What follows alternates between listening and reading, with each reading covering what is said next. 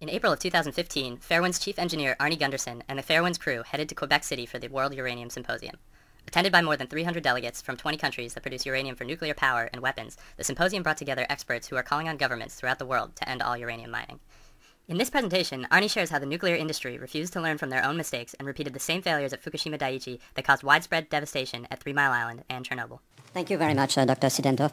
I now call Arnie Gunderson. He's a well-known international expert on nuclear safety, an ex-executive from the nuclear industry with a lot of experience, and is also with this organization, Fairwind's Energy Education, who does a great job in demystifying nuclear energy. So he will talk about 3 Mile Island and Chernobyl. And please hold on your questions. I hope we will have time for questions after that. And I think I'm supposed to say I have no conflicts of interest. I think that's what this means. And you can be sure that the nuclear industry is not paying me to give this presentation. Okay, Arnie Gunderson. I'm with Fairwinds, and if you're spelling Gunderson, it has an E, and Fairwinds has an E. That way you can remember them. What I studied TMI extensively. I was one of the experts at the trial that never happened, so I studied TMI extensively, and to a lesser degree, but still significantly, I've studied Chernobyl from an operations standpoint, and I've come to the conclusion that if we, as a civilization, had learned the lessons of Fukushima, had learned the lessons of TMI and Chernobyl, Fukushima never would have happened. The first lesson that was totally ignored was that as engineers, we need to expect the unexpected. Every one of these events happened outside of what experts thought was the worst possible scenario. So the bottom line is that nuclear is a technology that does that routinely. You know, that you study all the reasons a power plant can fail, and you think you got them all, and there's always one you haven't analyzed, which is this: expect the unexpected. Now, this is from the Diet Commission on Fukushima, but I submit to you that if we replaced Fukushima with Chernobyl, or if we replaced the word TMI in Fukushima, this statement would apply to both. The accident of Fukushima Daiichi cannot be regarded as a natural disaster. It was a profoundly man-made disaster that could have been and should have been foreseen and prevented. That's not Fukushima specific. That's also Chernobyl and TMI. The Diet Commission, the Diet is the equivalent of a parliament in Japan, and they commissioned a study to look at the accident. So I come up with four areas of the lessons we should have learned from TMI and Chernobyl, and had we learned those, we might have been able to avoid Fukushima. The first is that safety systems that engineers design will fail. The second is that emergency planning will fail. The third is that people will die. There's no doubt in my mind that people died at 3 Mile Island. I'll talk about that. And then separately, obviously, we have deaths at Chernobyl, regardless of what the IAEA and the nuclear establishment will tell you. And the last is that the risk is grossly underestimated. This is a picture of the remnants of the nuclear core at 3 Mile Island. It was taken 2 years after the accident. I know the man who took these pictures. And to give you an idea of the mindset of these guys, they put a camera into the top of the nuclear reactor, and they went down to where the core was, and they didn't see anything. So they pulled the camera out, and they said, something must be wrong with the camera. So they put it in a second time down to where the core was, and they said, something must be wrong with the camera. They pulled it back out again and recalibrated. The third time they put it down, they finally said, oh my God, we had a meltdown. So despite all the evidence of incredible radiation levels in the power plant, 2 years later, it took this picture to convince the nuclear establishment that a meltdown had really happened. It doesn't take an engineer to see that there's one unique item on this graph. That little bump in the middle there, that's the hydrogen explosion that occurred inside 3 Mile Island at about 1 o'clock in the afternoon. So we had an explosion at Chernobyl, we had one at TMI, and of course we had one, we had a bunch at Fukushima. So expecting containments to retain their integrity based on the TMI experience is wrong, based on the Chernobyl experience is wrong, and certainly based on the Fukushima experience. I argued with the NRC, Nuclear Regulatory Commission, twice in 2010 because in their assumptions they say that, that nuclear containments do not leak. So when they're looking at siting a nuclear power plant and all of the calculations that go behind it, they say nuclear power plants do not leak. It's on the record, on the Advisory Committee of Reactor Safeguards record. They don't leak. But this picture shows just the opposite. I'm going to walk over here for a minute here. Before the pressure spike and after the pressure spike, there's a couple of pound difference. After the explosion, the containment never had a positive pressure again. It was never pressurized. What does that mean? It was leaking. And yet the nuclear industry will tell you that the containment retained its integrity at TMI, despite the fact that that graph exists and is well known. The tail on the right side of that pressure spike is exponential, which also shows that the pressure was leaking out of the containment. Well-known fact, but totally ignored when a power plant is licensed in anywhere in the world, that containments do leak. Of course, the picture on the right is something called the elephant's foot. It was a picture of the remnants of the core at Chernobyl, and it was taken a year after the accident by a robot. And of course, the picture on the left is the remnants of the explosion at Chernobyl as well. There's a key lesson here is that a year after Chernobyl, we had a picture of the core. 2 years after TMI, we had a picture of the core. No one has a picture of the core at Fukushima. It's so radioactive that nobody can get near it. This is what happens when you don't learn from history. This is Fukushima 2, 3, and 4, the little boxes. And this is a couple thousandths of a second in between. That flash is a hydrogen explosion that destroyed Unit 3. You know, that comment about if you don't learn from history, you're doomed to repeat it. And Fukushima has shown that we didn't learn the lesson from Chernobyl, and we didn't learn the lesson from TMI. This is a thermal image of Fukushima Unit 3, and this is the only geeky slide I've got today is this one. It's provided by Tokyo Electric, and what temperature does steam boil at? 100. That spot's 128 degrees. That's not steam leaking out of Fukushima. That's hot radioactive gases.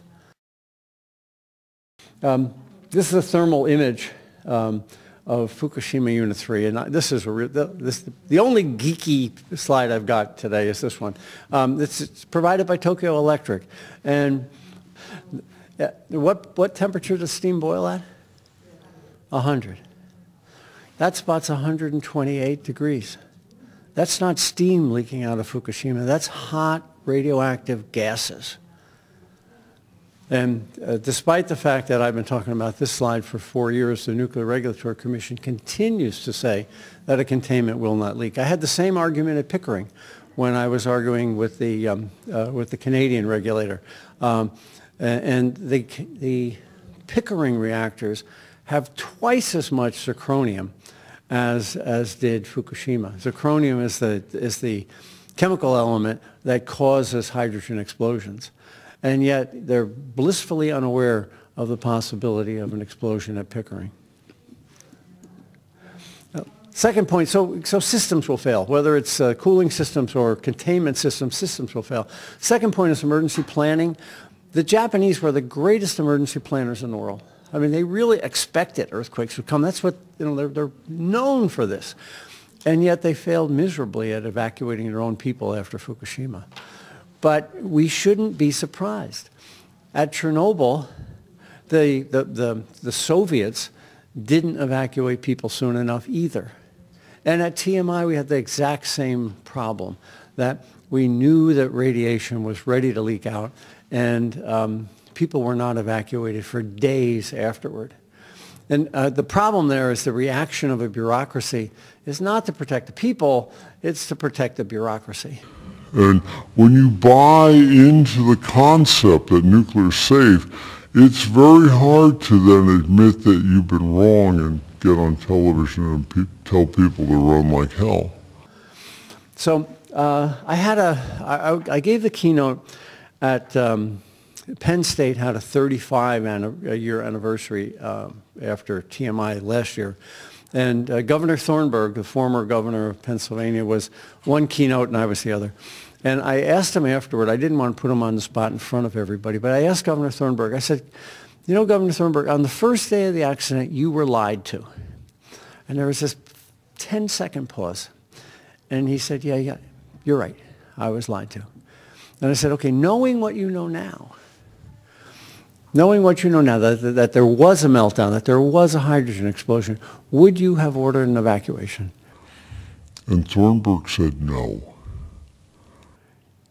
Which is just a fascinating insight into how a bureaucrat thinks. I said, you had one barrier left, a leaky but not failed containment.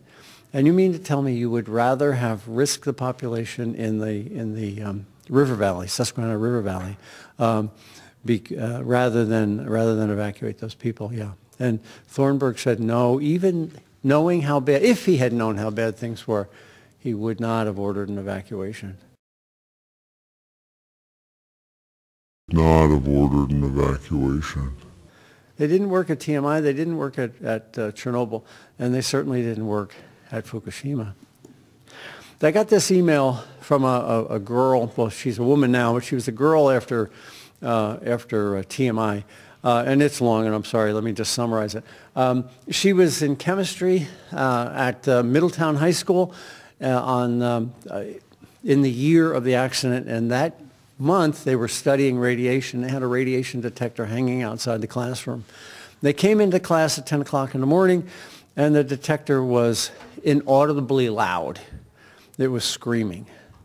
Well, the chemistry teacher called the governor, and the governor said, we know, don't do anything about it. With that mentality and the people that we're counting on to protect us, we really can't assume that emergency planning is effective anywhere on the planet. With that mentality and the people that we're counting on to protect us, we really can't assume that emergency planning is effective anywhere on the planet. The third point was that people will die. This is Dr. Steve Wing. If you go up on the Nuclear Regulatory Commission site, you'll find that 10 million curies of radiation were released from Fukushima and nobody died. That's the official party line of the Nuclear Regulatory Commission.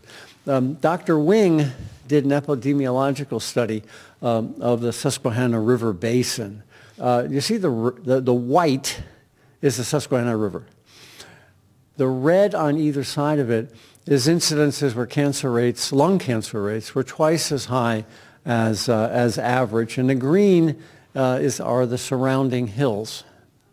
So what Wing was able to prove definitively is that cancer rates in the river valley were much higher than can be attributed to anything except the accident. Well, what happened to TMI? TMI happened on a calm day. There was an inversion, and all that radiation sat in the river valley. And so it ran up and down the river valley, but it didn't disperse laterally. And Wing's data is damn convincing. And yet Wing has been laughed at now for 20 years. This study was published in 1990. People did die, and there's the proof right there. Well, the same thing happens at Chernobyl. Alexei Yablokov and Nerestrenko, the Nerestrenkos, have published a book by the New York Academy of Sciences that shows that as many as 1 million people likely died. Then the nuclear industry got the editor of that fired. So after it was published, the editor was fired for publishing it. That's the kind of pressures that we're up against. And the last person is Yuri Bandashevsky. He's the guy who sort of created the concept of Chernobyl heart. Cesium is an analog like potassium, and it gets absorbed by your muscles. And in in fetuses and in young people, when their hearts are still growing, that cesium winds up in their heart and causes defects. Well, Bandashevsky had been studying this in lab animals and definitively showed that cesium causes heart defects in lab animals. And then he noticed that the same thing was happening in the children from the Chernobyl disaster. And the bureaucracy's response was to throw the guy in jail. So when you start throwing scientists in jail, I give you a lot of credit for actually doing this research. You know, when you start throwing researchers in jail, it has a chilling effect on other researchers. He was sentenced for 8 years, but thanks to pressure from the EU, not from America, not from the nuclear industry, but the EU, he was released after 3. When he got out, all his samples had been destroyed and all his analysis was destroyed. And he published from memory.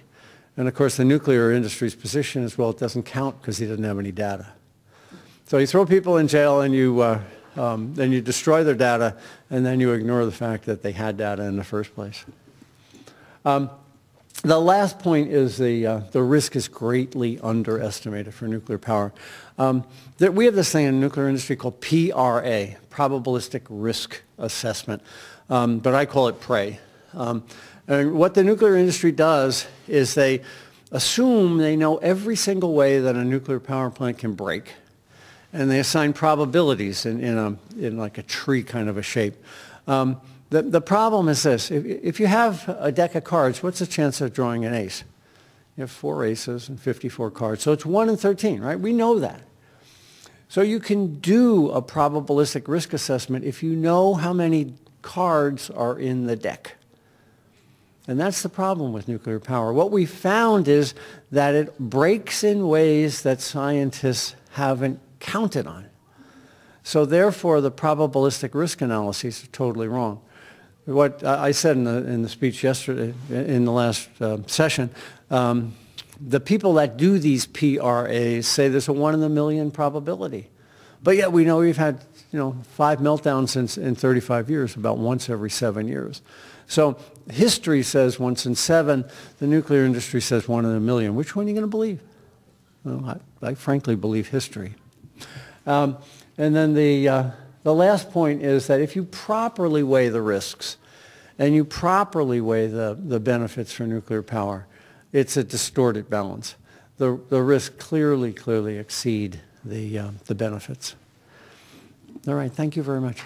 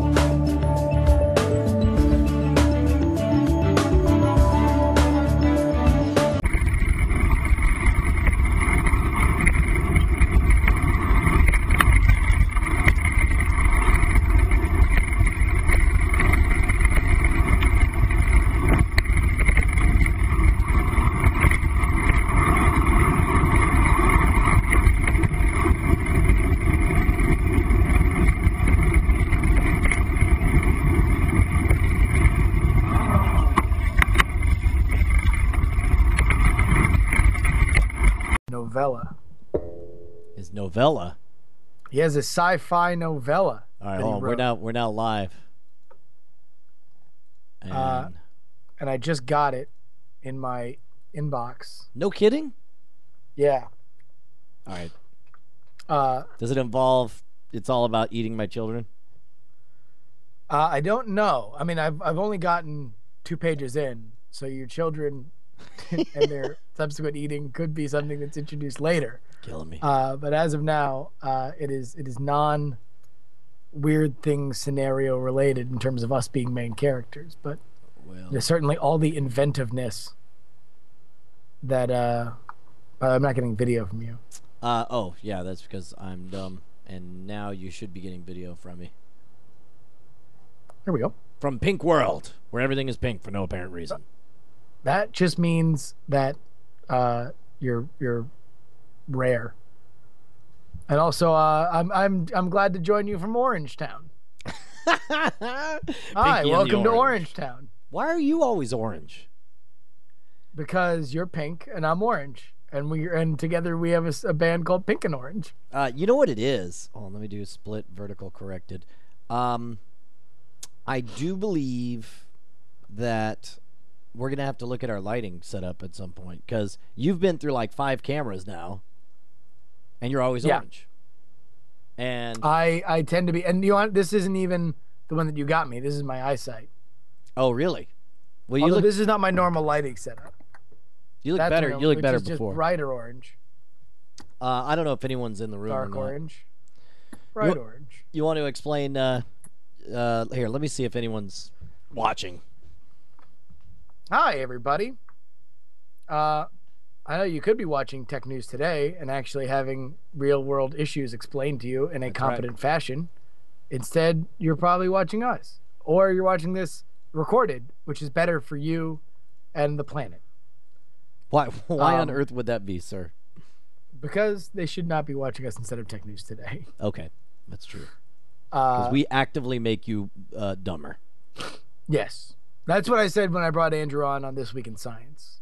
That I did that as an effort for it to be the only This Week in Science episode where you didn't end it feeling dumber than you did coming in, which surely would have happened if I would have been allowed to prattle on about, well, I think particles are really elf farts.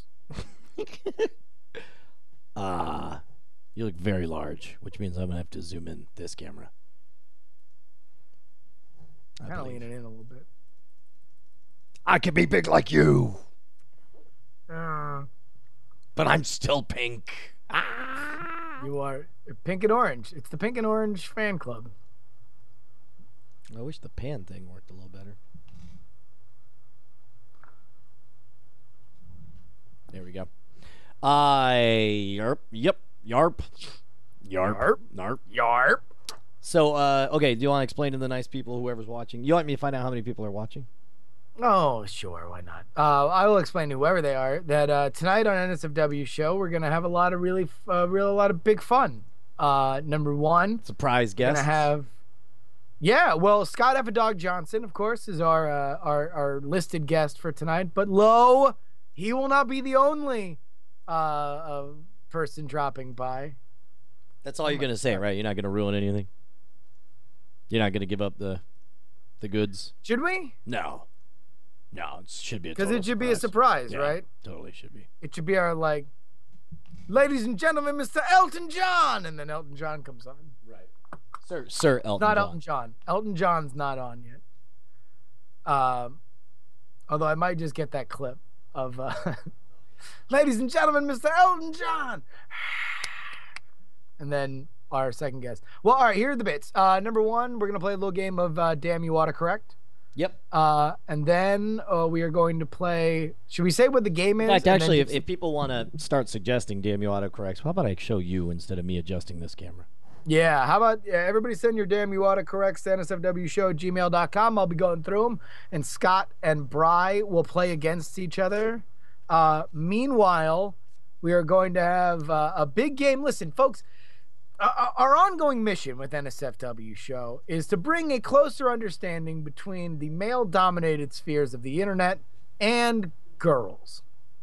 So we're gonna play a little game called "Which is less interesting to the pretty girl," in which we're gonna have a pretty girl on. To a pretty we're girl. gonna. What was that? To a pretty girl. Like I'm We're just gonna have a like we pretty gotta keep it. girl We on. gotta keep it Listen. scientific. Hey, there we go. Exactly. That's right there. Like, what do you think we are? like that. Made of pretty girls? No. Not. No. So, we're not a Voltron comprised of several small, pretty girls that we can just peel Which off. is good because I was looking around on the internet and there were rumors that was in fact what we were. I'm gonna dispel that immediately. All right, enough of that.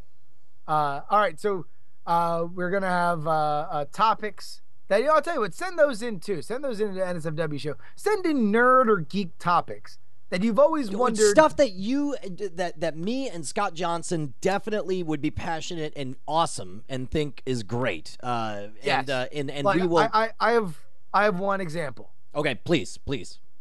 Dune. Any iteration. Dune. Oh, Dune. Period. Yes. Okay, no, that's Dune. good. You could definitely get me talking about Dune. This will be great. Hey, you can talk my face off about Dune. We're gonna see how interesting a pretty girl thinks Dune is. And again, this is no judgment against a pretty girl. Okay, like just in life, we don't all dig the same stuff. So we're gonna find this out. So maybe next time you don't find yourself at a bar or an internet meetup or a political rally or in line to vote for comptroller, and you start talking this pretty girl's face off, and It'll be she's great. like, Can I propose? Can I propose that we actually create, in addition to the comptroller, there should be a comptroller, and it's like a town crier's job to go and just harass the cops as they try to do their civic duty. When the guy's trying to make an arrest, he's like, "Hey, nice job on those handcuffs. Better hope he doesn't slip them off." Retard. Exactly. Serve and protect, fail. Yeah. Yeah. Thumbs up if Comptroller. you love this chick's tits. You be trolling the cops. So there we go. Hold on. I've decided I'm going to eschew my ways, and I think it's time that I became a new man, and I'm afraid I'm going to join you. In Orangetown? Apparently not. Not on that one, I'm not. On this one right here, I will, though. Here. I am as you are. Together! Here we go. You're actually, no, you just keep getting, okay, there we go. Now you're orange. Now you've gotten more orange than I am. I am the orange overlord. They called me O squared back in high school. You know what the funny thing is? Now I look normal. You've become so orange that now I look normal. That is so weird. It's the drivers for these cameras, man. They kill me. All right. And here's the big thing, folks. For you guys, we're going to need your help. Brian is currently on the hunt for a new right-hand man or woman. We're not going to discriminate. No, right, no Brian? women. No, we were actively discriminating against women. In fact, that's the one thing you can't have is lady parts. No women. Vaginas, get out.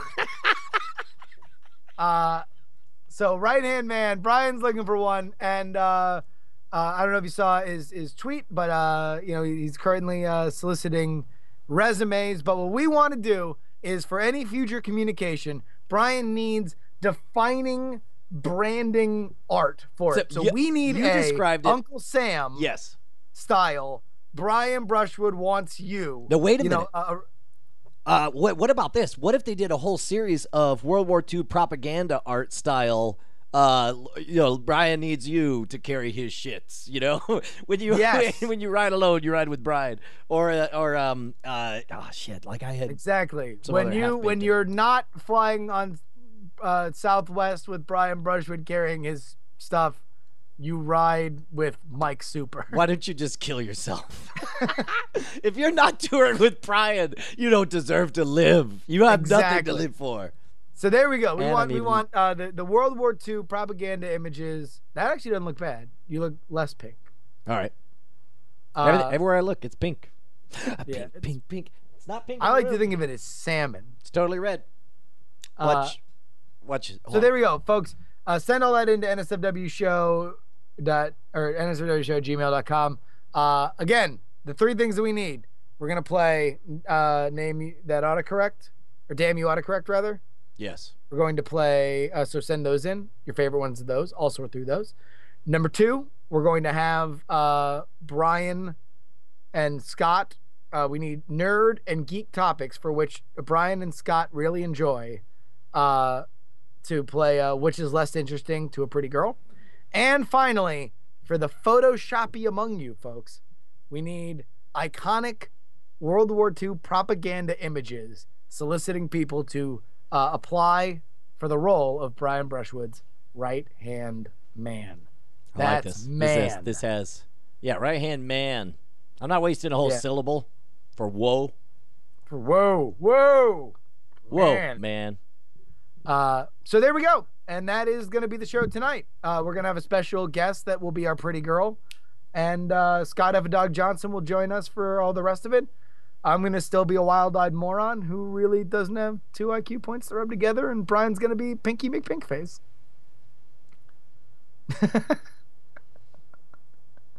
See, I can say that when I insult myself first. Yes. You know? And there we go. Now I'm going to go back to proofreading the Andrew Mayne novella.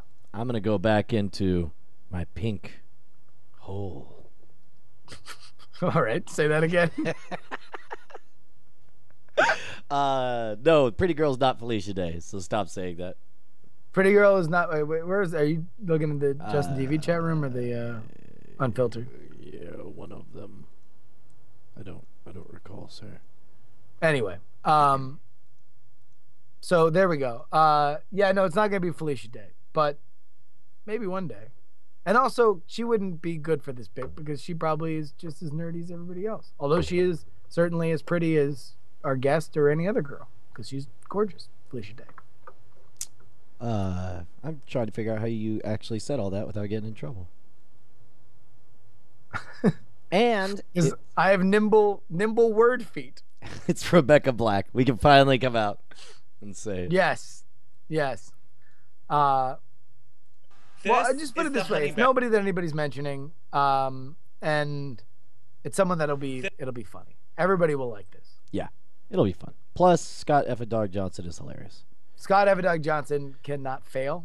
What was the Sexy Sax Man, and what were some of the other viral videos that people? I'm sorry, I'm talking out loud to myself. I'm not even talking to you. All right. It's weird. Everything's all herky jerk. Yeah. All right. Hey, by the way, did you read on Weird Things today what I wrote about the new chupacabra theory? No. There's this new theory that is popularized by Benjamin Radford. Why do I know that name? That he's written a lot of stuff on crypto stuff before.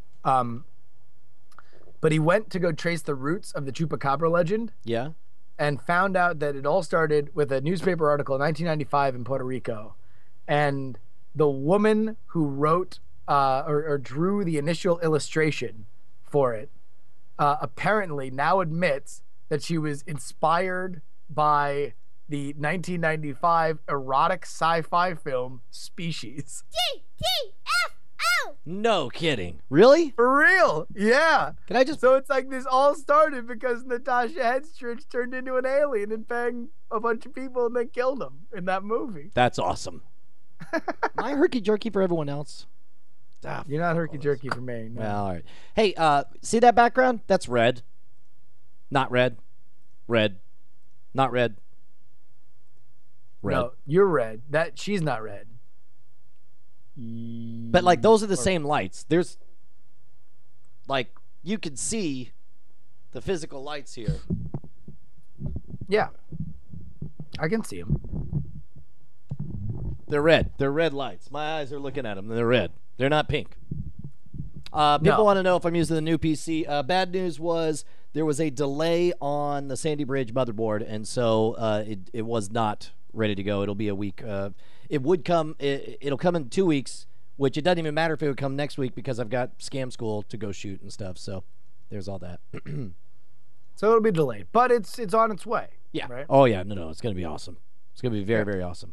So there we go. To everybody who donated, thank you very very much because it's going to benefit not only this show, but so many others, including Absolutely.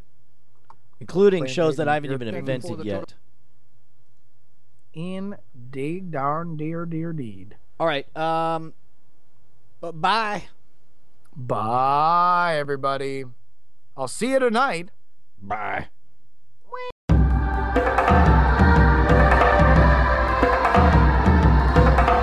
Not safe no more, so run when you can, when you can, when you can. Yo, there's a place in each person's heart that's full of hate to someone that it can cause a spark. It's smart to see it from long distance, cause when it's reached you, you will never leave no witness. Run from mistake to anyone, prepare anyone to be your sanctuary rather than God, so it's all done. It's some of all this pain added together, feeling cold, feeling lonely, but not cause of the weather. It's not your evil compliance, it's not about your own safe and bad and good times. It's not about earth and who made it, it's not science. And it's not about the mind and it's who evil designed. Your evil aligned together, forcing you, they will help you easy. They are like a sponsor to you, close to you wherever you go. But you know, it's not hard to find them, they're every in each scroll. It's not safe for you to be alone. The evil is on, stay out or stay home. They're watching as you think they are gone. It's not safe for you to be alone, stay out or stay home. There I go, and there I go, and there I know, and there I hope. It's not safe no more, so run when you can. Evil in the man and the women in the clan. الشيش على طول مقفول والحشيش عامل مفعول. ساعات الوحدة بقيت طول وكلام جواك مقتول والوقت ما يستنكش فعقلك شغال نكش.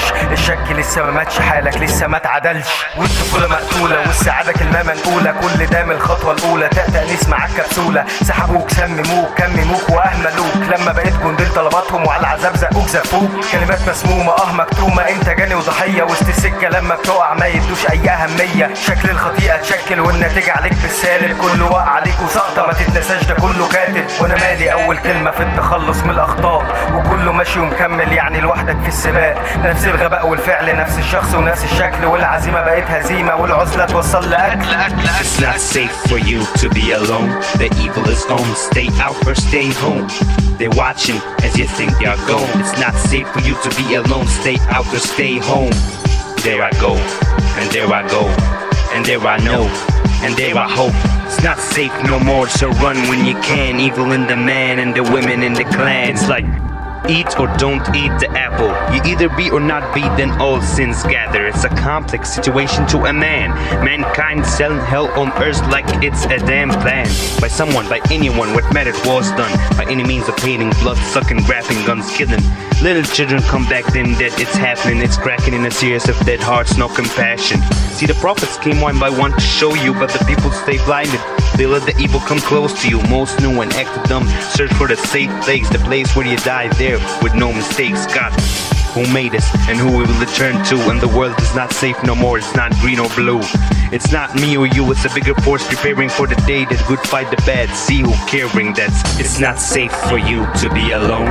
The evil is on, stay out or stay home.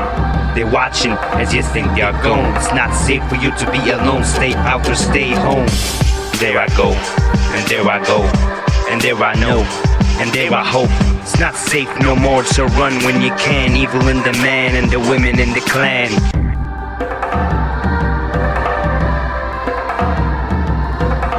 It's not safe no more, so run when you can. Evil in the man and the women in the clan. It's not safe no more, not safe no more, not safe no more, so run when you can. It's not safe no more, so run when you can. Evil in the man and the women in the clan.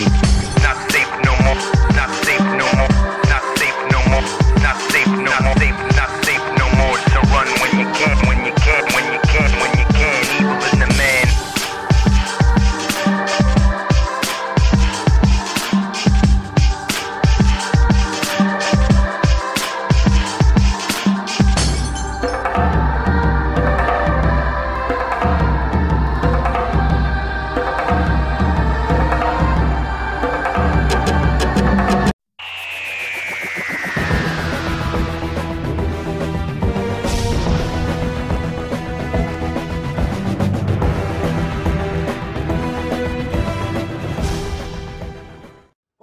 Time travel, Jess? We're in a weird and wonderful world where everything is different. Maybe outside the polar ice caps have melted. Maybe there's fucking robots knocking about. YMCA, young man.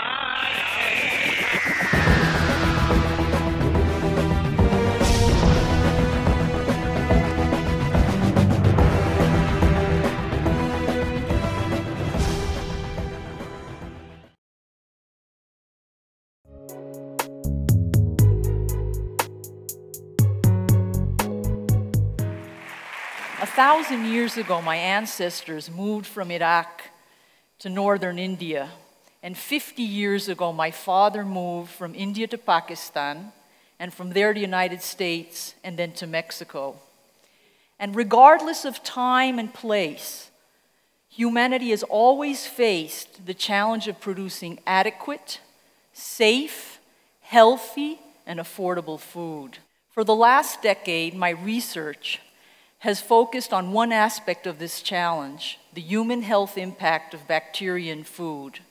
I have gradually realized, however, that microbiological food safety cannot be really understood without understanding the social, economic, and political context.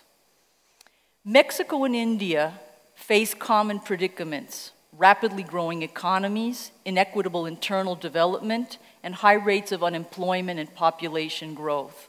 What I want to talk about today is how standards of food safety are related to food security and current models of food production and economics, and how these in turn affect sustainability and affordability at the community level. For the last half of the century, the predominant model for guaranteeing food security has relied on large, highly technified systems with a narrow scientific approach. Although it has attained the goal of increasing food production to feed more mouths, it has failed to address the impact of dietary changes on population health, as well as the negative impact on local communities, animal health, and the environment. Now, the industrial agricultural system relies on intensive animal farming, in which thousands of animals are reared together in cruel and unnatural conditions. Large quantities of antibiotics are used to achieve greater weight gain or to prevent massive infections in animal herds. And this practice has contributed to a significant increase in antibiotic-resistant bacteria and a growing number of foodborne infections that are harder to treat. One of the most dire consequences of this system has been the collapse of local food production chains and the loss of livelihood and food sufficiency in entire communities. This has been followed by mass migrations from rural to urban areas and the loss of cultural identity and family disintegration that now besiege both India and Mexico, as well as other developing countries. Both countries, moreover, now face an epidemiological paradox in which the poor suffer from malnutrition, while the more affluent suffer from chronic degenerative diseases such as diabetes, obesity, and heart disease due to the consumption of highly processed foods rich in carbohydrates and saturated fats. But as food production chains became increasingly complex, sanitary standards became more stringent. The assumption was that if food was contaminated with bacteria and parasites and caused disease, then the solution was to eliminate these completely or almost completely from the food chain through the use of disinfectants, irradiation, and other technologies. While this reduced exposure to microorganisms has resulted in a decline in diarrheal and parasitic diseases, ironically, industrialized countries have witnessed a dramatic increase in allergic and autoimmune diseases in recent decades. And furthermore, they have also been confronted with an increased number of foodborne outbreaks. One of the theories that have attempted to explain this phenomena is called the hygiene hypothesis, and it postulates that the drastic alteration of the microorganisms in our environment have occurred in such a short period that the human population has not enough time to adapt. In other words, humans have evolved over millennia to coexist with bacteria in their food and their environment, and exposure to the bacteria is vital to our immune development. In contrast, In developing countries, we know that food is very frequently contaminated with bacteria that can produce disease at a frequency that would be unacceptable in industrialized countries. Now, while these countries may have a higher incidence of diarrheal disease, large foodborne outbreaks are very uncommon. So the adverse consequences of the large-scale industrialized food production model on human, social, economic, and environmental health forces us to question whether it is the best model for our countries or whether we should be searching instead for a more appropriate context-driven model. Now, in an effort to address these questions, we conducted a study to determine the impact of food contamination on a well-nourished rural community in southeast Mexico, where bacteria frequently circulate through the food chain. And is typical of Indian Mexico, many of the households lack toilets and keep food animals in their backyards. As part of the study, we sampled animals in slaughterhouses, retail meat, ready-to-eat food, and I analyzed them for a series of different bacteria. And we also followed 250 households with either an infant or an elder, the two age groups that have the highest risk for diarrheal disease. And if the individuals developed diarrhea, we would take samples of their stools as well as those of family members, and we also measured antibodies in the blood. And all the participating households had to receive health education. Now, Salmonella, as you all know, is a bacteria that can cause diarrhea as well as fatal systemic disease and diarrhea. And in this community, we found very high levels of Salmonella in raw retail meat, which can cause contamination when processing food, but we also found it in ready-to-eat foods. And what basically we mean here with 4 to 5% is that if you eat 3 to 4 meals a day, then you're ingesting Salmonella at least once a week or at least 50 times a year. This would be completely unacceptable in industrialized countries. Despite the high prevalence of foodborne pathogens in animal and food, the impact on our population was very low. Most of the infants and half of the elders had diarrhea at least once a year, but all of the episodes were mild to moderate, and we did not register a single case of dehydration, hospitalization, or death. And there was not a single foodborne outbreak, and this is probably very likely to our health education program. But surprisingly, while Salmonella was a very common cause of diarrhea in both infants and elders, only the infants got Campylobacter. And the family members between 8 and 60 years of age only got asymptomatic infections. What this means is that they were carrying the bacteria in their stool, but they weren't sick. Furthermore, about 90% of the adults had antibodies to Salmonella. And so basically what this means, it confirms what other researchers have suggested, that when you're continuously exposed to these bacteria, you get immunity. And of course, what it really ultimately means is that it illustrates the relevance of context when you define food safety. And when we examined the resistance of the bacteria to antibiotics, we found that about 15% of the Salmonella strains were resistant to 3 antibiotics, and 3% were resistant to 5 or more. And we also found a very large number, a very high percentage of strains resistant to ciprofloxacin. And basically what this means is that both the large poultry and swine producers were using a very large quantities of antibiotics in the animals. The highly resistant strains, which were no longer responding to conventional antibiotics, were basically from the large-scale producers and not the small-scale producers. So the sobering conclusion is that intensive large-scale farming uses massive amounts of antibiotic that select for resistant organisms in animals that may be subsequently transmitted to humans. And although we didn't register any life-threatening infections in this population, we don't want any antibiotic-resistant bacteria in our food chain because we want to be able to treat infections if necessary. Basically, what I would say is regarding those households where the people were getting sick, they all had some kind of sanitary deficiencies or health risks that can be addressed in developing countries with very simple, cost-effective measures and health education. In conclusion, the microbiological standards required to safeguard the health of a population depend strongly on the setting, and our research suggests that food need not be pathogen-free in order to be safe. And of course, the most important conclusion I would like to give here is that maybe a certain level of bacteria in food may be actually beneficial to individual, population, and community health. And more broadly, of course, it means that universally applicable standards for safe food perhaps do not exist. Now, the precise balance between this beneficial exposure and detrimental development of disease still needs to be determined with further research. But the implication for India and Mexico is that our countries would be well advised to examine local conditions and develop a new model for food production. Central to this vision is the food sustainability and economic viability of local communities. It should address the growing trend of hunger, poverty, and loss of traditional support systems.